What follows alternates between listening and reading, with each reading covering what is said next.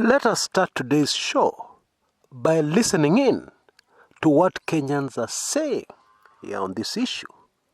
What impact will the BBI verdict have on our politics going forward? And this is what they're saying.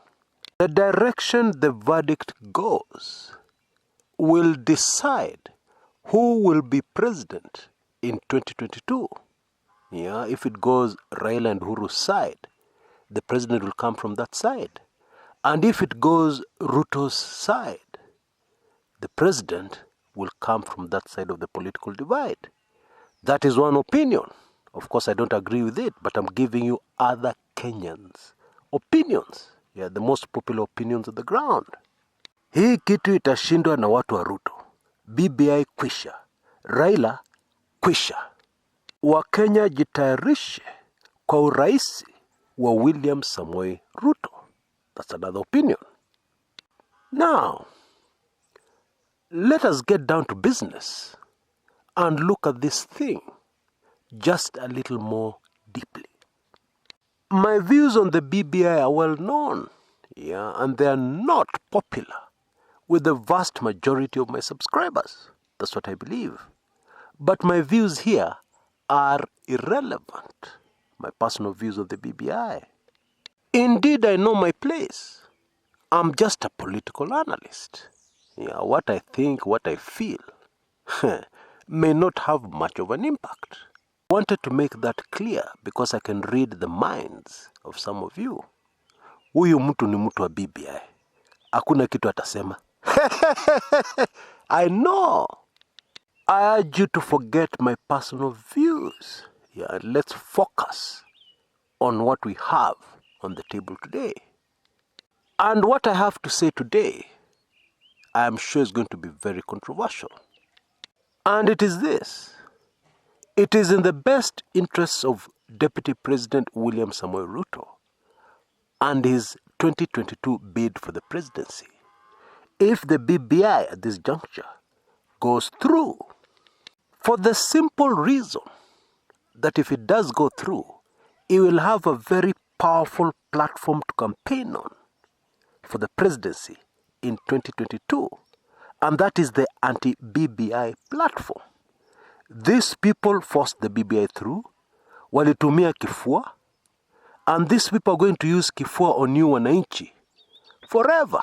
So elect me, I rescue you from hawa watu wa kutumia kifua, forcing things all the time. That will be the campaign rhetoric.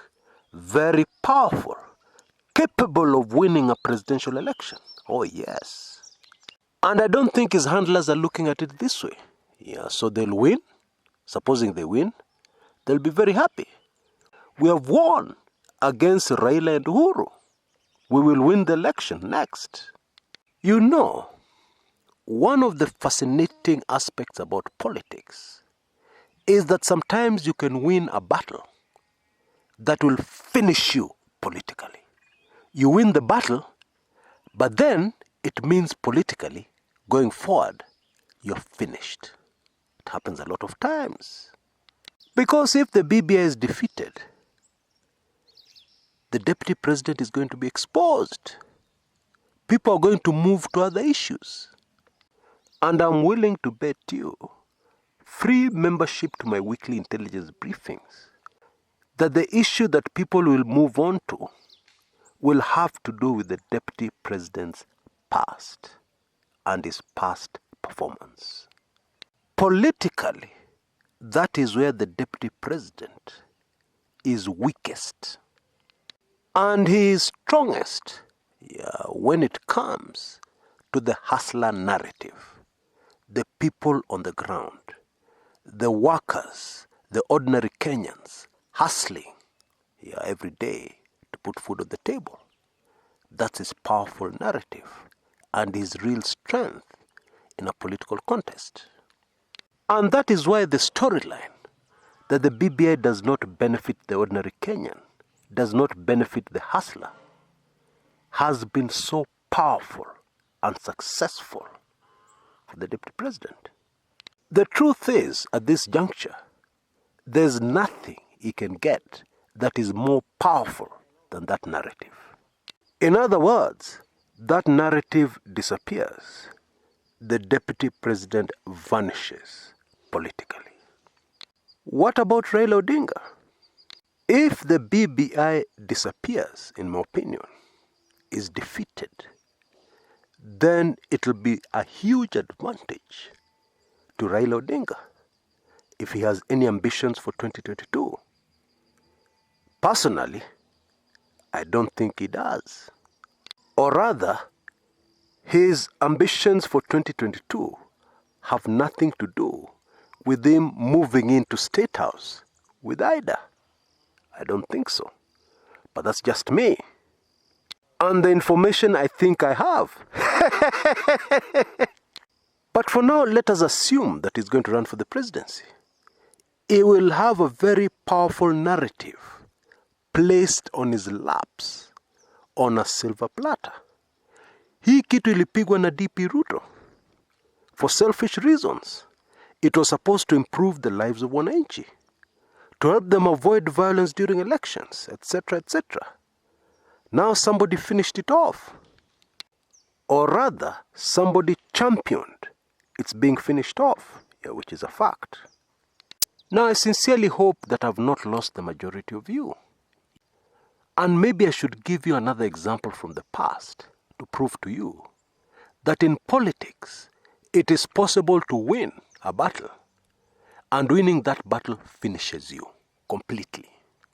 In the 60s, there was an epic political battle between a man called Tom Mboya versus Jaramogi Oginga Odinga.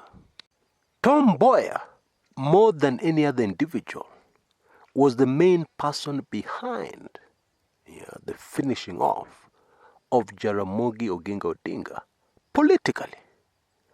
Of course, along with his American friends.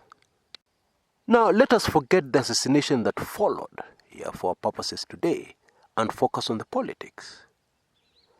After the politics ya kupiga Jaramogi, what was Tom Mboya going to do next that would keep on endearing him to the vast majority of masses in the country called Kenya?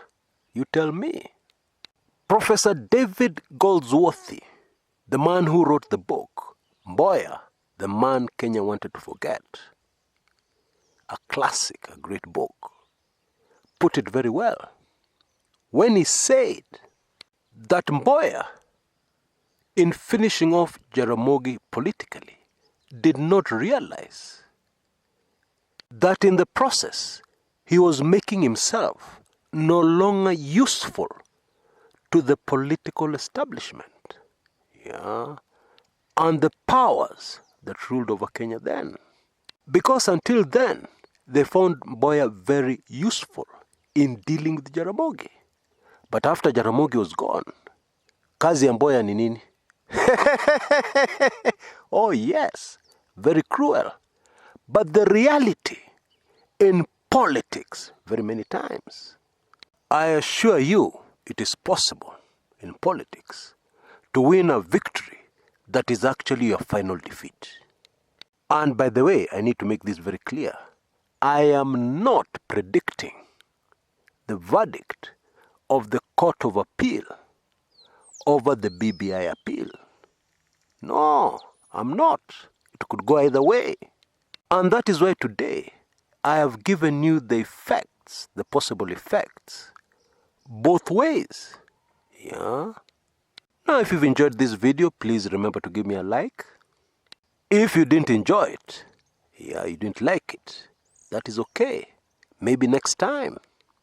Now, before I go, I also need to remind you that my very special offer on the WIBs is almost coming to an end. So please rush and take advantage of it before it comes to an end, which will be very soon.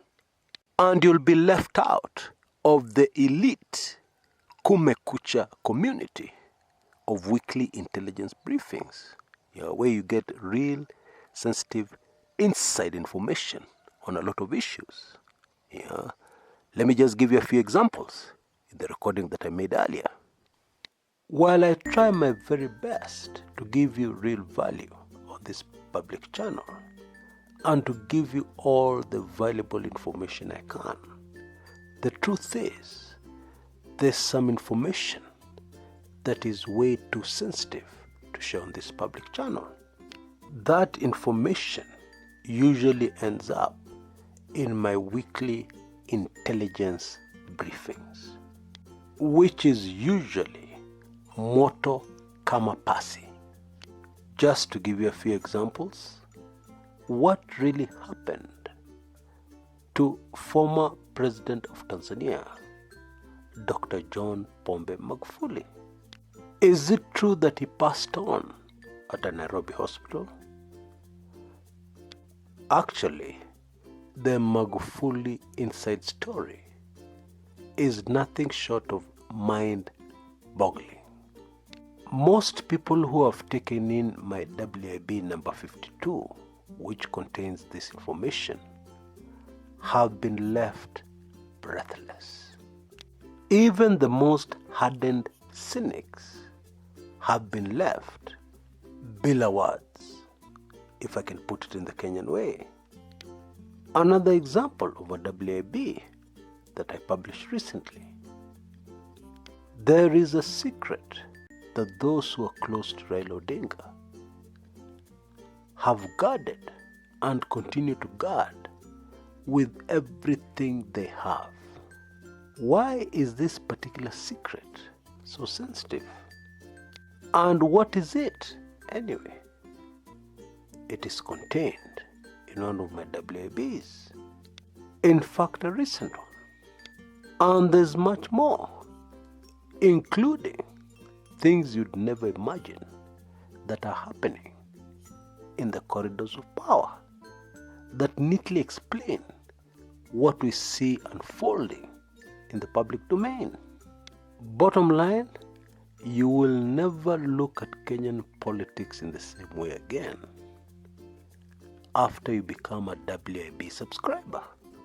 Indeed, it is true to say that in most instances, the truth is stranger than fiction, and sometimes much more difficult to believe than fiction. But it remains the naked truth. And now you have a golden opportunity of becoming a weekly intelligence briefing subscriber on a monthly basis, which will automatically give you access to every single WIB ever produced. Oh yes, I will send you all the WIBs immediately you become a subscriber. And to become a monthly subscriber, all you need is $9.95 only, or Kenya shillings 995 only. Simply send a blank email to the email address you see on your screens right now, and you'll get an automated response by email instantly, within seconds, with full payment instructions and what you need to do. The same full payment instructions are also included in the description area below this video on YouTube. I strongly recommend that you go for it, because this offer will not last for much longer. I really look forward to seeing you on the other side as a WIB subscriber. Thanks so much for your support. It means a lot to me. And I'm saying that very sincerely from the bottom of my heart. I look forward to seeing you on the other side as a WIB subscriber. Until next time, this is Kshs. Kumekucha.